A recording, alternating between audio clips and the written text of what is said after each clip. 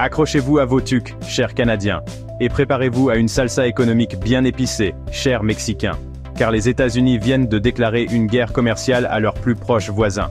Eh oui, mesdames et messieurs, nous sommes le 2 février 2025, et l'administration Trump a décidé que la meilleure façon de rendre sa grandeur à l'Amérique est d'imposer des droits de douane sur les marchandises en provenance de ses principaux partenaires commerciaux. Prise entre deux feux, le Canada et le Mexique se retrouvent face à un conflit économique majeur. Il ne s'agit pas d'une simple querelle diplomatique sur les quotas de sirop d'érable ou la réglementation des avocats. Il s'agit d'une grave escalade des tensions commerciales qui pourrait avoir des répercussions sur l'ensemble de l'économie mondiale. Mais avant d'entrer dans le vif du sujet et de voir qui taxe quoi et pourquoi, revenons un peu en arrière et essayons de comprendre ce qui a mené à cette guerre commerciale. Car, comme la plupart des sujets de politique internationale, la réponse est plus complexe qu'un coup de gueule sur Twitter. Et croyez-moi, c'est une guerre commerciale dont vous ne voudrez pas manquer une miette. La première salve de cette guerre commerciale a été tirée depuis le bureau ovale, où le président Trump a signé des décrets imposant de lourds droits de douane sur un large éventail de produits importés.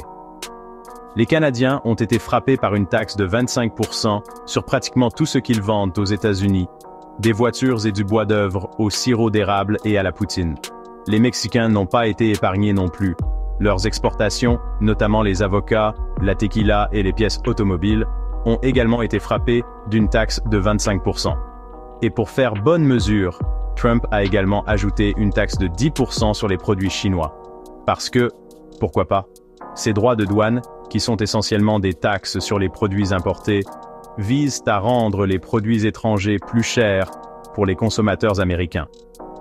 L'idée est qu'en rendant les importations moins attrayantes, les États-Unis peuvent protéger leurs industries nationales et créer davantage d'emplois sur leur territoire. Mais les économistes avertissent que les droits de douane sont une arme à double tranchant. Bien qu'ils puissent profiter à certaines industries à court terme, ils peuvent également entraîner une hausse des prix pour les consommateurs, des pertes d'emplois dans d'autres secteurs et des représailles de la part des partenaires commerciaux. La justification de l'administration Trump pour ces droits de douane? Une urgence économique causée par les drogues et l'immigration clandestine, en particulier le fentanyl, qui traverse les frontières américaines. Cependant, les données suggèrent que les saisies de fentanyl à la frontière canado-américaine sont minimes par rapport à la frontière américano-mexicaine. Les critiques soutiennent que cette justification est un prétexte fallacieux pour justifier le protectionnisme et que le véritable objectif est d'apaiser la base de Trump et de tenir les promesses de campagne de ramener les emplois manufacturiers. Il souligne le fait que les droits de douane ont été imposés sans consultation préalable avec le Canada ou le Mexique et qu'il cible les industries des États qui ont voté contre Trump lors des dernières élections. La décision de l'administration Trump d'utiliser la sécurité nationale comme justification pour imposer des droits de douane a également suscité des critiques de la part des experts en commerce international. Ils font valoir que cela crée un dangereux précédent et pourrait saper le système commercial fondé sur des règles qui a soutenu la croissance économique mondiale pendant des décennies. Ainsi, alors que l'administration Trump dénonce des pratiques commerciales déloyales, beaucoup se demandent s'il ne s'agit pas simplement d'une excuse pratique pour chercher querelle à ses voisins. Le Canada, longtemps considéré comme le voisin poli et amical du nord des États-Unis, n'a pas tardé à réagir à l'offensive commerciale de Trump. Le Premier ministre Justin Trudeau, l'air inhabituellement sévère dans son costume taillé sur mesure, a condamné les droits de douane, les qualifiant d'injustifiés et d'inacceptables. Il a annoncé des droits de douane de représailles sur des marchandises américaines d'une valeur de 155 milliards de dollars canadiens, soigneusement choisis pour infliger un maximum de dommages politiques au parti républicain de Trump. Du bourbon au jus d'orange, en passant par le ketchup et les cartes à jouer, le gouvernement canadien a ciblé les produits fabriqués dans les États essentiels aux espoirs de réélection de Trump. Mais les représailles du Canada sont allées au-delà des droits de douane du tac au tac. Les premiers ministres provinciaux, habilités à agir de façon indépendante en matière de commerce, ont déclenché une vague de contre-mesures créatives.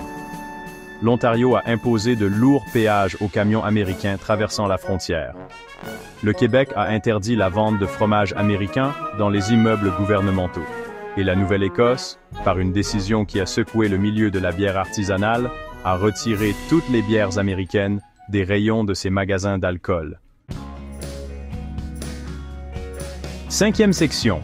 Le Mexique entre dans la mêlée. Le Mexique, encore sous le choc des précédentes tentatives de l'administration Trump de construire un mur à sa frontière nord, s'est retrouvé une fois de plus pris entre deux feux. La présidente Claudia Sheinbaum, connue pour son calme et son approche pragmatique, n'a pas mâché ses mots dans sa réponse aux droits de douane. Madame Sheinbaum a rappelé avec insistance aux États-Unis que le Mexique était leur 3e partenaire commercial et un élément essentiel de la chaîne d'approvisionnement nord-américaine. Elle a également dénoncé l'hypocrisie de l'administration Trump qui se concentre sur le trafic de drogue, arguant que les États-Unis devaient s'attaquer à leurs propres demandes de drogues illicites. Bien que les détails sur les droits de douane de représailles du Mexique soient encore en train d'émerger, ils devraient cibler les produits agricoles des principaux États républicains. Les autorités mexicaines ont également laissé entendre qu'il pourrait y avoir des barrières non tarifaires, telles que des inspections accrues des marchandises américaines à la frontière, ce qui pourrait perturber les chaînes d'approvisionnement et augmenter les coûts pour les entreprises américaines. 6e section. Un tremblement de terre économique prévu. Accrochez-vous à vos portefeuilles, car cette guerre commerciale est sur le point de devenir réelle. Les économistes avertissent que l'escalade des droits de douane pourrait déclencher une véritable récession dans les 3 pays. Et bien que les économistes soient connus pour leur optimisme, cette fois, même eux ont l'air un peu verts. L'économie américaine, déjà aux prises avec une inflation et des taux d'intérêt en hausse, devrait être directement touchée par les droits de douane. Les consommateurs américains devront faire face à des prix plus élevés pour tout, des voitures et des appareils électroménagers à l'épicerie et aux vêtements. Les entreprises, confrontées à la hausse des coûts des intrants et aux perturbations de la chaîne d'approvisionnement, seront contraintes d'augmenter les prix ou de supprimer des emplois. Le Canada, fortement dépendant du commerce avec les États-Unis, se prépare à un ralentissement économique important. Le dollar canadien s'est déjà déprécié par rapport au dollar américain, ce qui rend les importations plus chères. Des pertes d'emplois sont prévues dans des secteurs clés, notamment le secteur manufacturier et celui de la foresterie. Le Mexique, avec ses liens économiques étroits avec les États-Unis, est également vulnérable aux retombées de la guerre commerciale. Le peso mexicain a chuté, ce qui rend les importations plus chères et alimente l'inflation. Des pertes d'emplois sont attendues dans les secteurs manufacturiers et agricoles. 7e section. Les politiciens cherchent à se mettre à l'abri. Alors que la guerre commerciale s'intensifie, les politiciens des 2 côtés de la frontière cherchent à se mettre à l'abri. Aux États-Unis, les républicains sont déchirés entre le soutien au discours musclé de Trump sur le commerce et la protection de leurs électeurs contre les retombées économiques. Les démocrates, sentant le sang, accusent Trump d'imprudence et d'incompétence. Au Canada, le gouvernement Trudeau est soumis à la pression des partis d'opposition pour qu'il adopte une position plus ferme à l'égard des États-Unis. Les premiers ministres provinciaux, désireux de protéger leurs propres économies, appellent à un front uni contre le protectionnisme de Trump. Au Mexique, l'administration Sheinbaum marche sur une corde raide, essayant de défendre ses intérêts économiques sans provoquer de nouvelles confrontations avec les États-Unis. Les partis d'opposition accusent le gouvernement d'être trop indulgent envers Trump et réclament une réponse plus ferme. 8e section. Le monde réagit avec choc. La guerre commerciale entre les États-Unis, le Canada et le Mexique a envoyé des ondes de choc dans l'économie mondiale. Les organisations internationales, telles que l'Organisation mondiale du commerce, ont condamné les droits de douane et mis en garde contre les dangers du protectionnisme. L'Union européenne, la Chine et d'autres grandes économies observent attentivement la situation, certaines préparant déjà leurs propres mesures de représailles. La guerre commerciale met également à rude épreuve les relations diplomatiques entre les États-Unis et leurs alliés.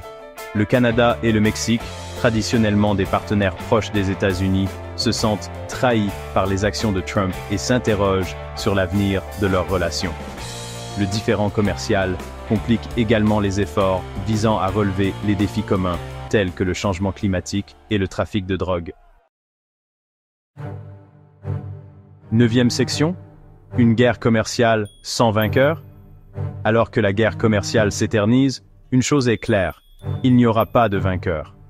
Les droits de douane nuiront aux entreprises et aux consommateurs des 3 pays, entraînant des pertes d'emplois, une hausse des prix et un ralentissement de la croissance économique. Le différend nuira également aux relations diplomatiques et minera le système commercial fondé sur des règles qui a soutenu la prospérité mondiale pendant des décennies.